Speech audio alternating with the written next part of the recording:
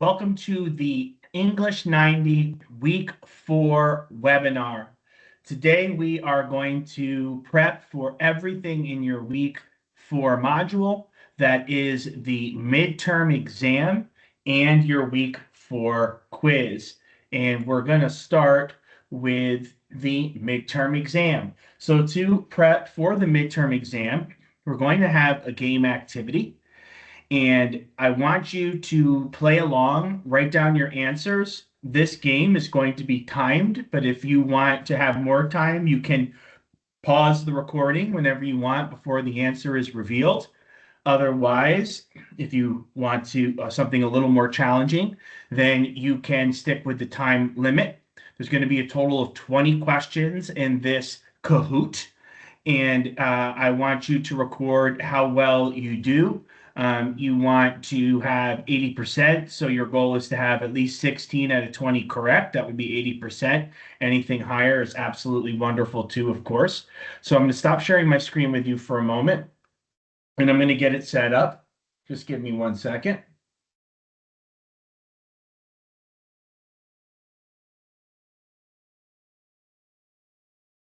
Okay, I'm going to share my screen with you again. 1 second, please.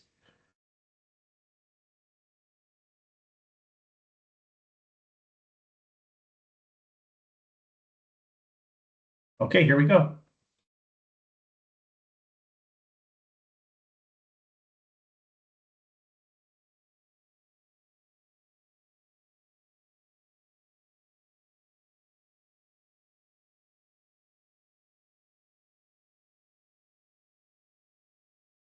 Let's get started.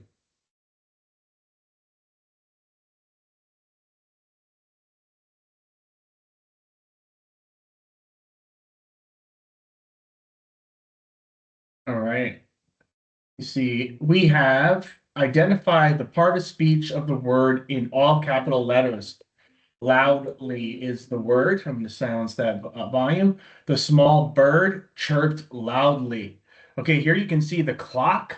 So there's 10 seconds left. I'm not going to put in the answer until the clock runs down a bit to 2 or 1 seconds. Okay, the correct answer is an adverb. All right. Most of the words in the English language that end in ly, not all of them, but most of them are adverbs. Quickly, slowly, etc. Hurriedly. Let's keep it going. All right, our next question. Which sentence does not have a subject-verb agreement? Each of the learners are going to pass the exam. Every one of the learners are amazing. The brightest of the group find every correct answer. Everyone does well in English.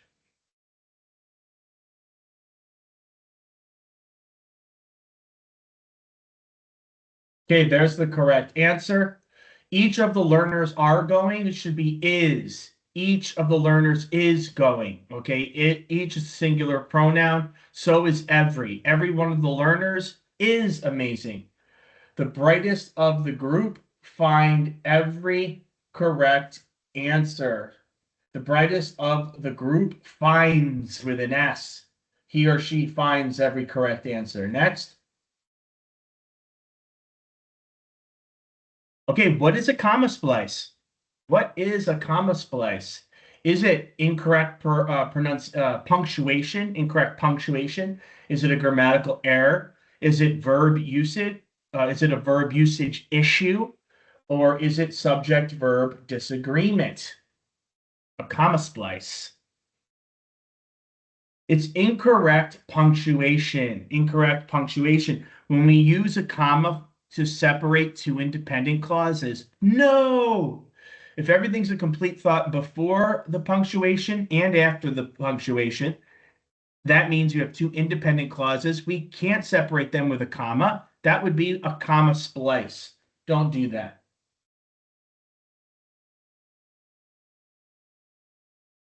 Okay, which punctuation mark is commonly used to join two independent clauses correctly? Correctly. Okay, well, we know it's not comma because that would be a comma splice. Is it a semicolon, a colon, or a hyphen? A semicolon, a colon, or a hyphen?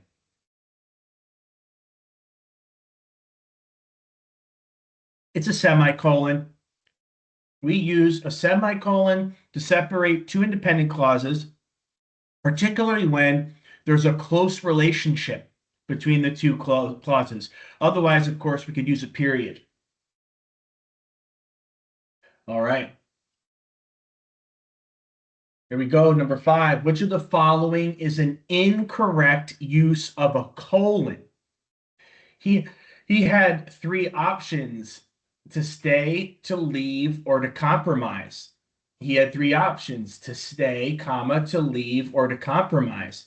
He had 3 options: to stay, comma, to leave, or to compromise. And then there's the other one. It's wrong here.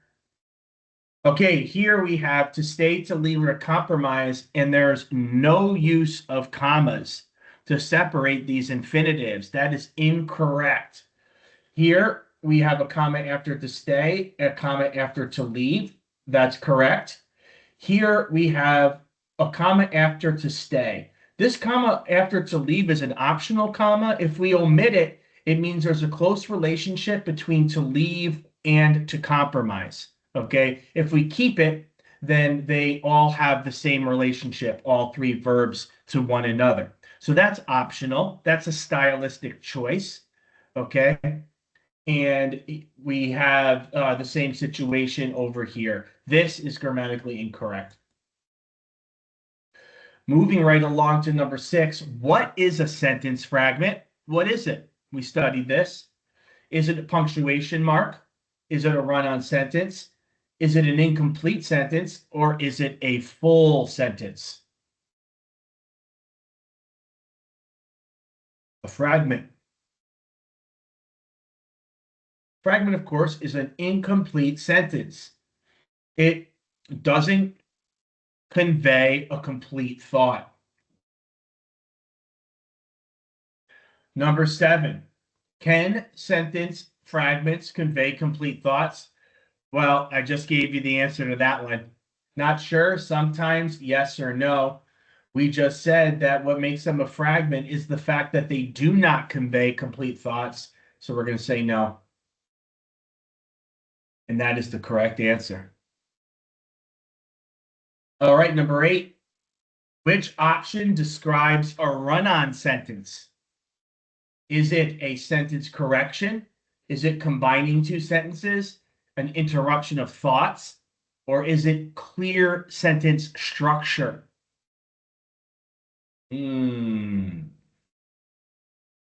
What could the answer be? It is combining 2 times up. Well, it's combining 2 sentences. That's the correct answer. And it's more specifically combining 2 sentences without the use of punctuation or coordinating conjunctions to join them. Okay? Punctuation like a semicolon, for example, like a comma in the word, a conjunction like and or but or. All right, here we go. Here we go. Number 9. Which is a characteristic of a run-on sentence? A short sentence, a present tense sentence, subject-verb agreement, 2 independent clauses. Well, if you're listening to the explanation, if you were listening to the explanation I gave you on the last one, you're going to get this one correct, and you're going to know with ease that it's 2 independent clauses. Number 10, here we go. What is the correct capitalization for the word world? Is it all lowercase? Is it all uppercase? Is it capitalized? Is it title case? World.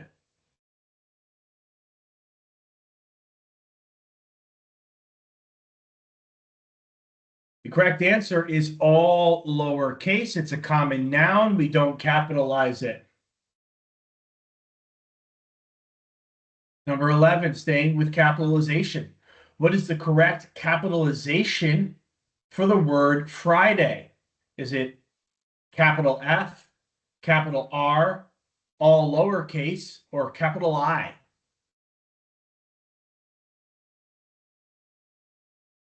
My hope is that you're ruling out these two over here, everyone. And I'm going to say go with capital F. We capitalize the days of the week. Friday with a capital F. Here we go with number 12. What's the correct capitalization for the word Europe? Is it Europe with a capital R, Europe with a capital E, all lowercase, or Europe with a capital U? Use process of elimination. You should quickly eliminate the red and the green. It should be down to the blue and the yellow. And we do, in fact, capitalize the names of continents. Europe with a capital E. All right, question 13 is a slider. How many types of quotation marks are commonly used? Well, we have the single quotation marks, which we use for quotes within quotes. And then we have the more commonly used double quotation marks that we use for direct quotes. Ooh, we got to slide this all the way down to 2. Submit. And that's going to be a correct answer. Single quotation and double quotation marks. Number 14, what is the purpose of using quotation marks? Is it to introduce a new topic, separate phrases, indicate a direct quote, or highlight important words? He says as he pours himself a little more Coke Zero.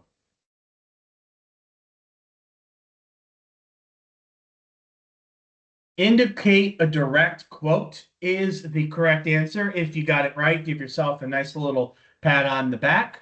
You're going to be using quotation marks frequently when you write academic essays.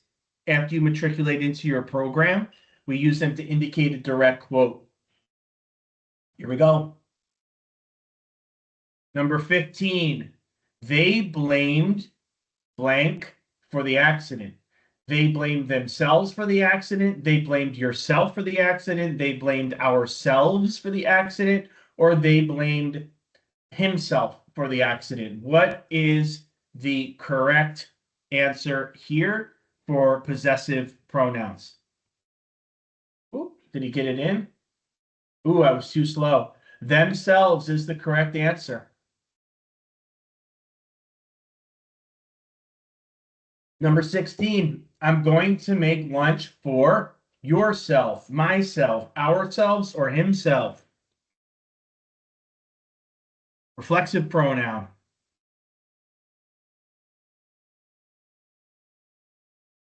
Which one is it? Let's get my answer in on time. I'm going to make lunch for myself. Reflexive pronoun, myself. 17, accept versus accept. Pronunciation is the same. Which word means to receive or agree to something? Is it accept with an E, accept with an A? Is it agree? Is it receive? What do you think?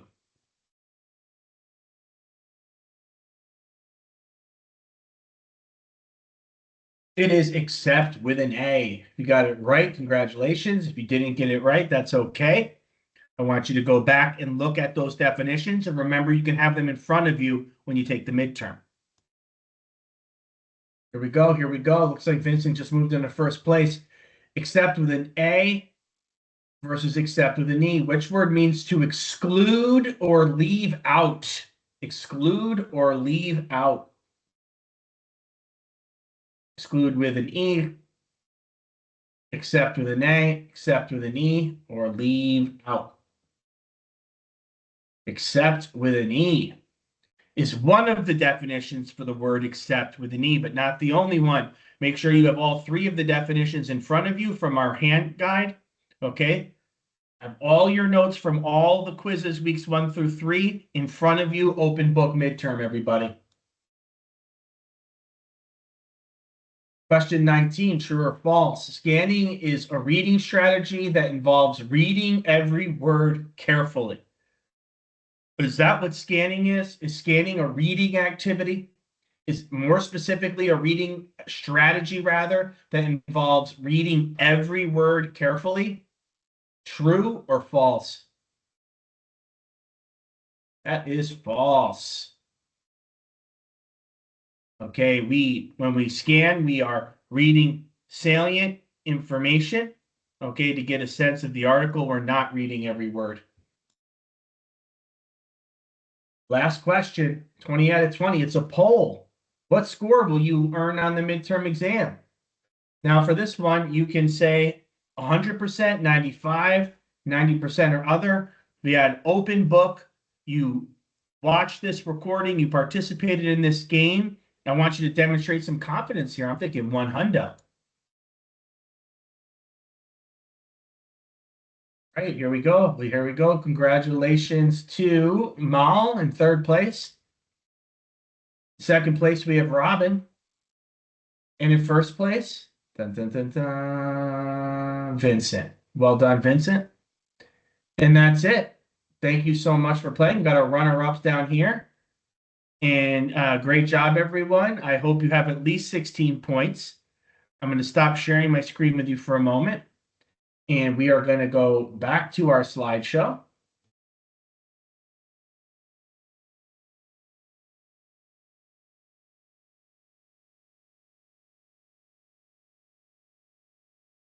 Okay, now that we have prepped for the midterm exam, do not forget that you also have a quiz.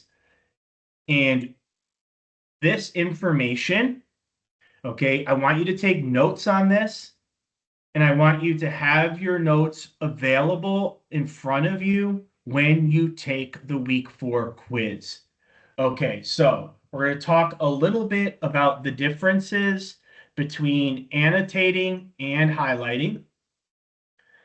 When you annotate, you're writing as you read. You make notes, you comment, you react, and you raise questions in the margins of your text. It's very interactive. Reflections of your engagement with the text and its author. Annotations represent the initial and preliminary ways you are participating in a scholarly conversation with the author of what you are reading. As such, your annotations can serve as the basis for the more extensive contributions you will be expected to make to scholarly conversations. Okay? It is a really active form of reading to annotate. It's not something that we need to do when we're reading for pleasure, right? But it is most certainly something that we need to do when we're reading in an academic context. For example, if you need to write an essay about something you have read, you can return to your annotations, to the questions you posed and comments you made in the margins, because these are moments in which you are already interacting with the text and its author. From there, you can develop those preliminary interactions into a more detailed and comprehensive response. It makes your writing easier and it makes your writing better. It makes your thinking more clear as well. How much should you read in one sitting? This is something that you want to think carefully about to be successful after you matriculate into your program. Remember, reading in college is more difficult than it was in high school. So even a 20-page chapter might be more work than it sounds like. Since you will be annotating and thinking critically about the material, which takes time, it might be a good idea, it is a good idea, to stop once in a while or even break up the reading into shorter pieces. You should probably be able, and this is an important piece of information, that's why it's in bold. I recommend you have it in your notes. You should probably be able to read a 6-page article in one sitting, but you might want to go back at a later time to reread it. An initial reading at whatever pace you want. You don't need to annotate on an initial reading if you're intending to read something more than once. You can read over something at your own pace, understanding that maybe you're not processing everything and that's okay. Then go back and read it again and start your annotating, because now you have context. Now you have familiarized yourself with the writing. You know your reading and thinking capacities better than anyone else. But don't push ahead if you find yourself not reading critically or not retaining information. Now you're just wasting your time. This is why it's important to start reading assignments early and leave enough time to revisit them if necessary. You can reduce stress and anxiety by organizing your work schedule, making sure you have plenty of time to read and annotate well in advance of any form of assessment. Okay, use your personal knowledge to your advantage. Tip number one, before reading a passage or article, review what you already know about the topic. Tip number two, after reading a passage or article, talk to someone about your understanding and the author's meaning. Okay. Though college involves a lot of reading on subjects or topics that are new to you, your prior knowledge can still help and honestly can help a lot. Try to connect readings to what you already know, even if that isn't a lot. Anything that's happened throughout the course of your life, in your professional life, in your personal life, that's relevant to the topic. It's part of what we call a schematic relationship between you as the reader and the text. Every schematic relationship is unique because you're a unique individual and you bring a unique set of life experiences to that text, and a relationship forms. Okay. For example, you might be reading for your biology class and remember a relative's heart attack. What you learned as your family member went through the treatment could help you contextualize the reading. Okay.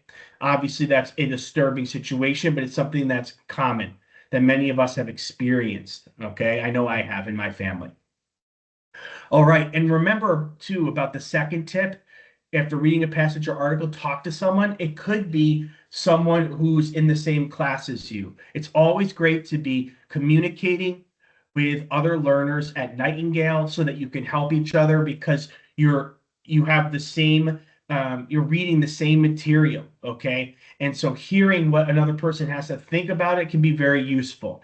And you can also take the topic itself and discuss it with someone who hasn't read the specific article, a friend, a colleague, a family member, etc. What is deductive reasoning? This is something you're going to need to know for the week 4 quiz. In deductive reasoning, you'll often make an argument for a certain idea. You make an inference or come to a conclusion by applying different premises. A premise is a generally accepted idea, fact, or rule, and it's a statement that lays the groundwork for a theory or general idea. Conclusions are statements supported by premises. In deductive reasoning, your conclusion is correct if your premises don't contradict each other. Here's an example. All insects have exactly 6 legs.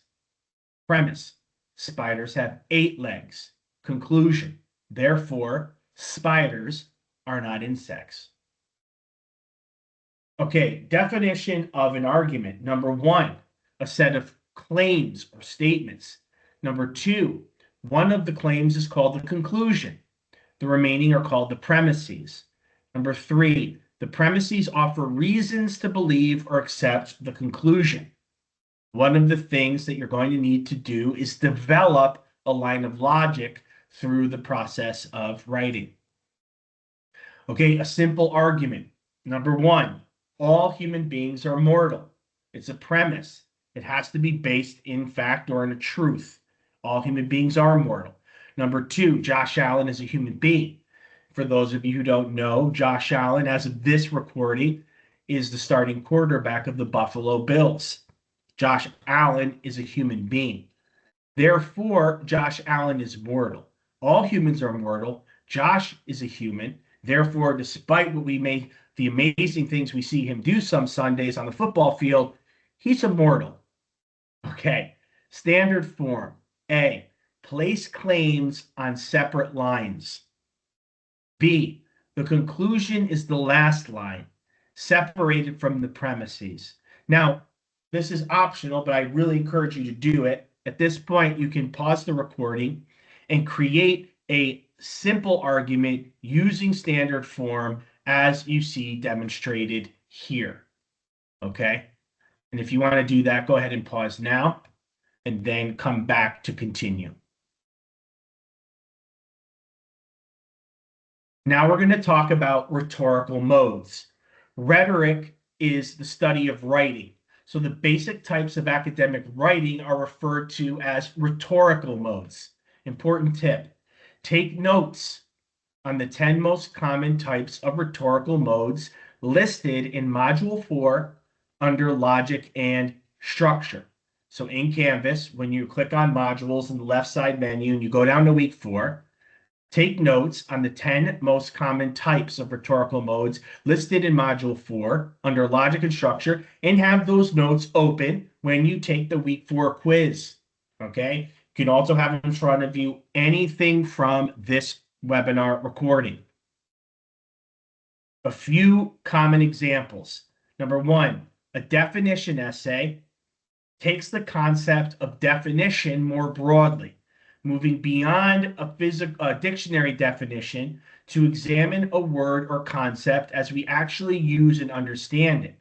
Okay, when you put forth a complex and precise, more importantly, definition of a concept or idea, that definition itself can be something that's at issue and worthy of argument and debate.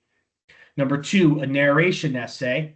The purpose of narration is to tell a story or relate an event. Number 3, compare and contrast.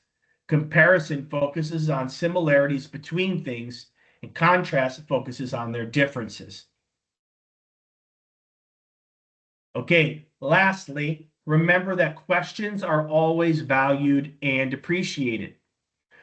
We're going to conclude the webinar by going to Canvas and looking at week 4 in modules. But remember that if you have questions, you can contact your instructor in Teams, in Canvas, or in Outlook.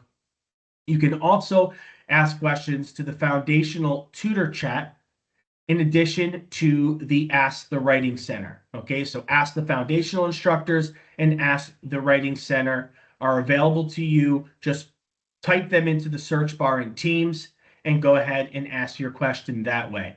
Okay, you can also book a one-on-one 30-minute appointment with an academic coach through the foundational webpage in My Nightingale. Okay, I'm going to stop sharing my screen for a moment. And we're going to head on over to Canvas, and I'm going to share my screen with you again. Okay, your homepage is going to look like this one, regardless of who your instructor is. Make sure that you have read all the most recent announcements. And if you're not sure what the last announcement was that you read, come over here and click on announcements. And you're going to see all the announcements that have been posted throughout the term, from the most recent all the way to the first one. Okay. We're going to click on modules next. You should read the announcements. It should always be the first thing you do every time you come into Canvas. We're going to scroll down to week 4. We always start with the welcome to week 4. We are going to look at our learning objectives so we understand what we're doing and why we're doing it. And then we're going to click on our checklist for the week. We have to read the announcements. We already mentioned that. We have to find main ideas. That's a web page. There's a logic and structure page, strategies for active reading. And then we have an actual reading assignment called the Landlady. And then we have to complete the reading and writing comprehension quiz and take the midterm. We can click on modules again now that we know what we have to do. I suggest doing it in that order. Okay, now here we see reading and writing comprehension. Everything here is going to be for this week 4 quiz that we prep for. Go through in order and make sure that you follow everything in finding main ideas. If you see a green check mark, doesn't mean that you looked at everything, doesn't mean you watched every video, just means you open this section. So truly make sure that you go through everything. When you click on something, you're going to see that you have these videos to watch, which are going to be enormously helpful. Then you click on the next button and you go through until you have finished everything. Here are those rhetorical modes, but I said to take notes on all 10. Okay. and a lot of more important information. Go through everything there. Then when you finish, you can go down to the week 4 reading and writing comprehension quiz. When you click on it, you're going to see, as always, there are 10 questions, 2 attempts, 20 minutes. When you click take the quiz, you are starting your first attempt. Make sure all your notes are ready and everything's good to go. Now, you might prefer to take the midterm exam before you take the quiz. That's your choice, okay? Remember that the quiz is going, or the midterm is going to be based on everything from weeks 1 through 3. When you click on the midterm exam, you're going to have the reading part available here. The Landlady by Roald Dahl, who's the author of Charlie and the Chocolate Factory and other children's books.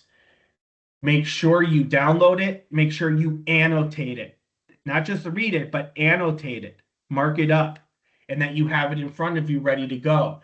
There's going to be some questions on the reading material, other questions on the grammar from weeks 1 through 3. 30 points, 30 questions.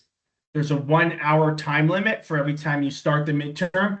You get 3 attempts, okay? You don't start your first attempt until you click take the quiz. So make sure you have the reading material and all your notes from the first 3 quizzes open in front of you so that you're truly ready and that you're in a place where you're not going to be disturbed for a full hour. It's okay if you finish early, but you don't have to rush. You have a full hour to answer the 30 questions.